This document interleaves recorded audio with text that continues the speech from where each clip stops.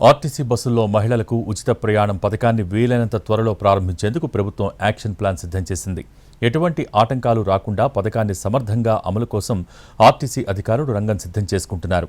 ప్రయాణికులకు ఇబ్బందులు కలగకుండా ఉండాలంటే కావాల్సిన అంశాలపై పరిశీలించి ప్రతిపాదనల్ని ప్రభుత్వానికి పంపించారు. ఈ మేరకు ప్రాథమిక నివేదిక సిద్ధం చేసి ప్రభుత్వానికి పంపారు.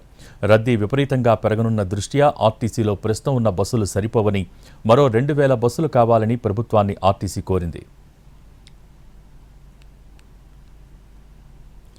దీనికి సంబంధించిన బస్సులను కూడా సిద్ధం చేస్తున్నారు. దీనికి సంబంధించి మరింత సమాచారం మా ప్రతినిధి వినయ్ అందిస్తారు.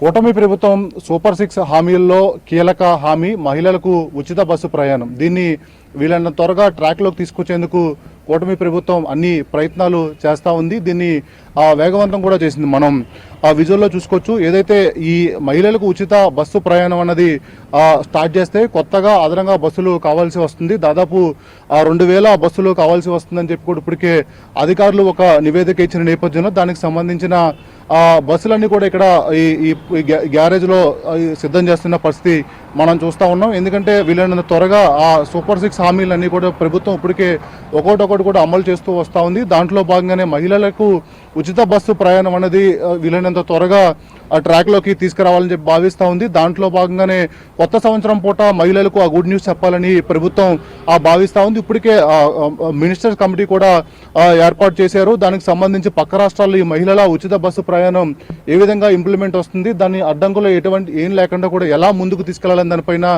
కసరత్తు చేస్తూ ఉన్నారు. వాళ్ళ రిపోర్ట్ వచ్చేలోగా మిగిలిన అన్ని ఆల్టర్నేటివ్లు కూడా ఈ మహిళలకు ఉచిత బస్సు ప్రయాణం స్టార్ట్ చేయాలని చెప్పి ప్రభుత్వం భావిస్తూ ఉంది. దాంట్లో భాగంగానే ఇప్పటికే ఈ మిగతా అన్నిటిపైన కూడా వర్కౌట్ చేసింది. 2000 బస్సులతో పాటు 10,500 మంది వరకు సిబ్బంది అవసరం వస్తుందని చెప్పి ఒక ప్రాథమిక నివేదిక ఇచ్చిన నేపథ్యంలో ఆ నియామకాలపైన కూడా ప్రభుత్వం దృష్టి పెట్టింది.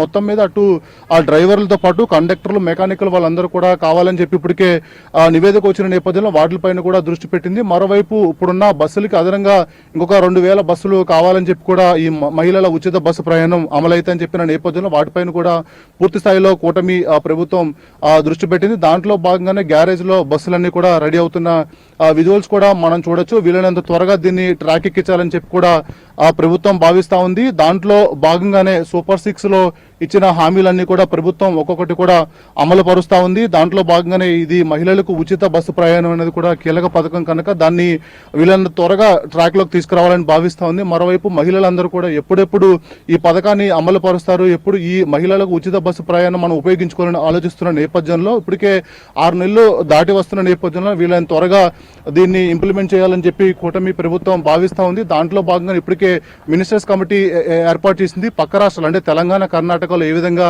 ఇంప్లిమెంట్ అవుతున్నాయి, ఒకసారి ఈ పథకం స్టార్ట్ అయితే దాన్ని అడ్డంకులు లేకుండా ఏ విధంగా ముందుకు తీసుకెళ్లాలని అన్నిటిపైన కూడా వర్కౌట్ చేస్తూ ఉంది. మరోవైపు బస్సులను కూడా సిద్ధం చేస్తున్నారు. వీలైనంత త్వరగా ఈ మహిళలకు ఉచిత బస్సు ప్రయాణం అనేది ఇంప్లిమెంట్ చేయాలని చెప్పి ప్రభుత్వం భావిస్తూ ఉంది. దాంట్లో భాగంగానే ఈ ఏర్పాట్లన్నీ కూడా చాలా వేగంగా చకచకా నడుస్తూ ఉన్నాయి. కెమెరామెన్ లక్ష్మణ్తో కలిసి వినయ్, NTV, విజయవాడ.